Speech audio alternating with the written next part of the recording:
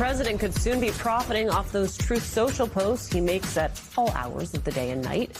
His social network announced yesterday that it will start selling investors quicker access to posts from the highest ranking accounts, including possibly his own. Okay, that is notable because not only does Trump sometimes post more than 100 times a day, he has used the service to make major announcements about the war, about tariffs, and the Federal Reserve.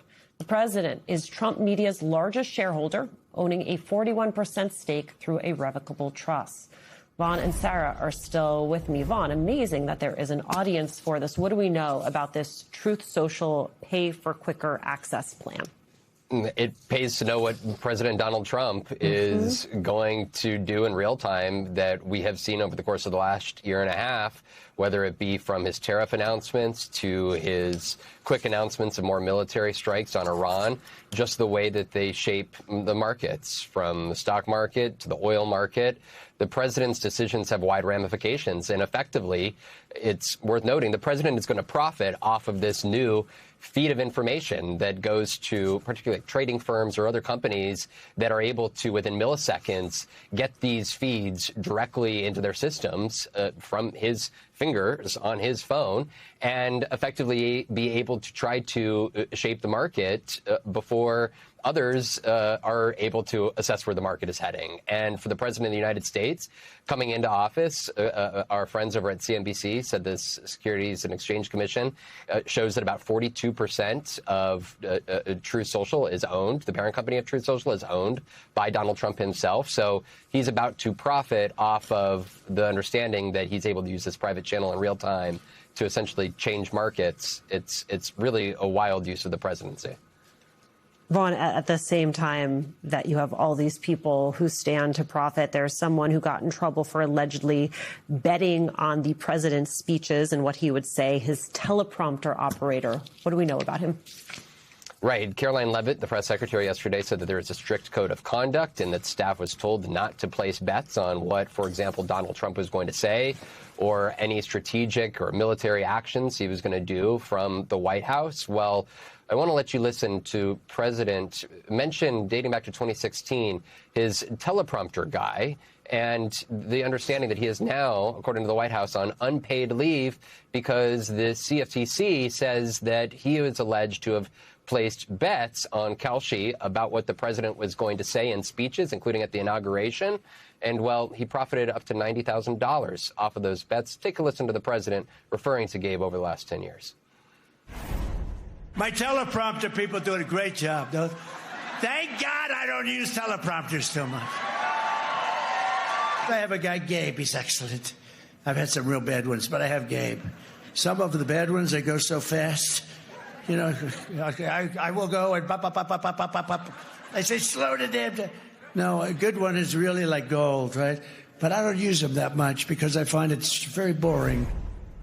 So we, of course, have seen scrutiny over understanding that whether it be from crypto or the Kalshi market, that there are folks that have won big money by having a clear understanding, or it's hard to believe that it's luck, clear understanding of what decisions were going to be made inside of the White House. But this is the first individual, the teleprompter user, that was flagged, we believe, by the CFTC to have cashed in or attempted to cash in on what was happening inside of the Oval Office in the White House. At the same time, as you noted, the president of the United States and his family are making billions off of their own private ventures while he's in office.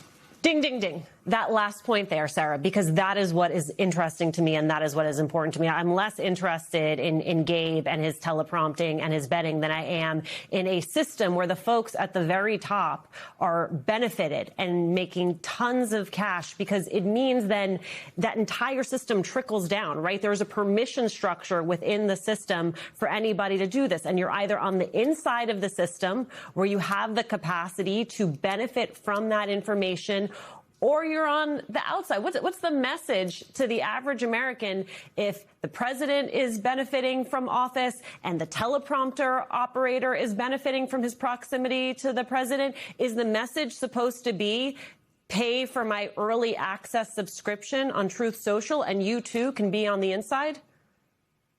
That's exactly what they're hoping. I think that the president knows that his his voice can move markets. And so they know that this will be profitable for him, and they're selling access to the presidency.